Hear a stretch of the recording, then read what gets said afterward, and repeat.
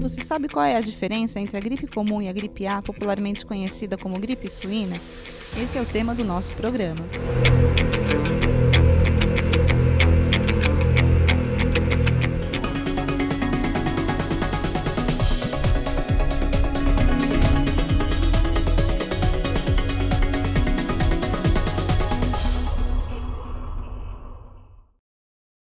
O Digaí começa falando sobre quais são os cuidados que é preciso ter para evitar a gripe A. E para saber mais quais são esses cuidados, eu vou entrevistar o Dr. Jorge Luiz, que é infectologista. Tudo bem, Dr. Jorge? Tudo bem, bom dia. Bom dia. Inicialmente, para a gente começar a entrevista, eu queria que você explicasse para a gente o que é a gripe A, popularmente conhecida como gripe suína. Na verdade, a gripe é uma infecção viral.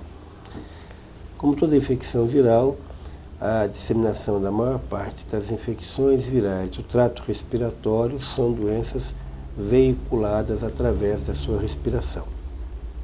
Quando você fala, você conversa, você elimina partículas de saliva, que são os chamados perdigotos ou partículas de Pfeiffer. Essas partículas eliminam junto os vírus respiratórios. É claro que o grande boom que veio hoje foi uma variação genética do vírus comum, que foi chamado de gripe suína. Isso é uma alteração genética do vírus, e essa alteração genética dá as mesmas características de gripe, porém a falta de adaptação do ser humano a esse novo agente leva a uma série de reações inflamatórias que podem desencadear com a cura e a resistência permanente, ou evoluir com um quadro mais ominoso, um quadro mais agorento, chegando inclusive em alguns casos ao óbito.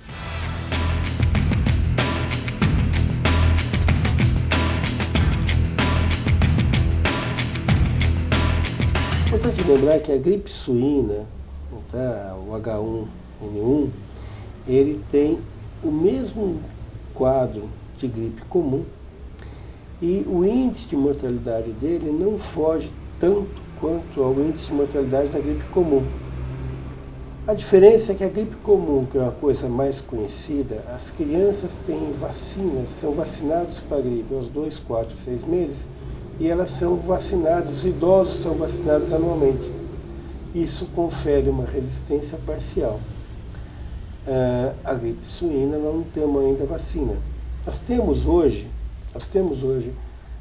o nosso laboratório aqui no Vital Brasil, que é o único laboratório da América Latina preparado para fazer vacinas.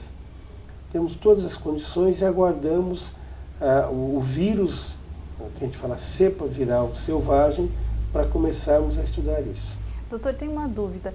O vírus da gripe suína começou mesmo a partir do animal mesmo, do porco? Na verdade, o vírus ele infecta os animais. E depois passou para o homem? Mas isso, afastando um pouco, voltando um pouco atrás, se você se lembrar, algum tempo atrás tivemos a gripe aviária. Depois a gripe suína. São vírus que afetam esses animais e podem ser transmitidos para o homem. O grande medo nosso, na verdade, é que a gripe comum que nós temos, em si, tendo a gripe animal, qualquer que seja ela, podendo haver uma mutação criando um vírus super resistente, é a preocupação nossa. Então, talvez a maior preocupação seria o indivíduo com a gripe comum contrair outro tipo de gripe. Seria a coexistência de dois vírus. Então, nós temos dois tipos de vacina. Um tipo de vacina, você coloca partes de proteína, que isso confere, junto com a vacina, uma resistência duradoura e efetiva. Um exemplo disso é a vacina de sarampo. Existem vacinas que você usa como veículo, partículas de açúcar, que elas têm uma vida mais curta. Um exemplo é a vacina do tétano. As nossas gripes, devido à variabilidade viral, elas são feitas de uma forma mais simples. Por isso que anualmente você tem que tomar outra vacina, porque são partículas específicas de infecção que sofrem variações periódicas. Então, Mas quem teve a doença já esteve em contato com toda a proteína do vírus, já desenvolveu uma resistência permanente a esse vírus. E como que é transmitido o vírus? Olha, o vírus é transmitido por via aérea, certo? Essa é a parte mais importante, mais preocupante do vírus. Hoje nós vamos ao hospital, qualquer hospital, e você nota o primeiro problema. Todo mundo está usando máscara cirúrgica comum. Isso está entre funcionários, pessoal da limpeza, até mesmo médico às vezes estão com essa máscara. Essa máscara comum que a gente usa em centro cirúrgico, ela segura partículas de até 5 micrômetros. 1 micrômetro equivale a 1 milímetro dividido por 1000 vezes.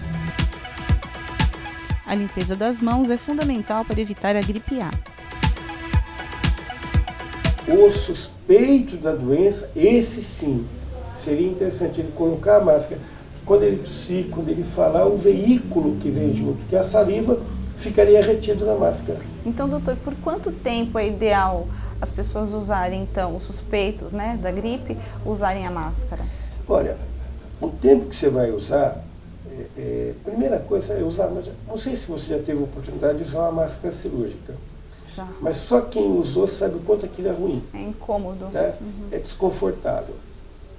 O ideal é que essa máscara nunca passe de 2 horas, 2 horas e meia, porque também começa aquilo umidificar, os tecidos retraírem e facilitaria esse veículo.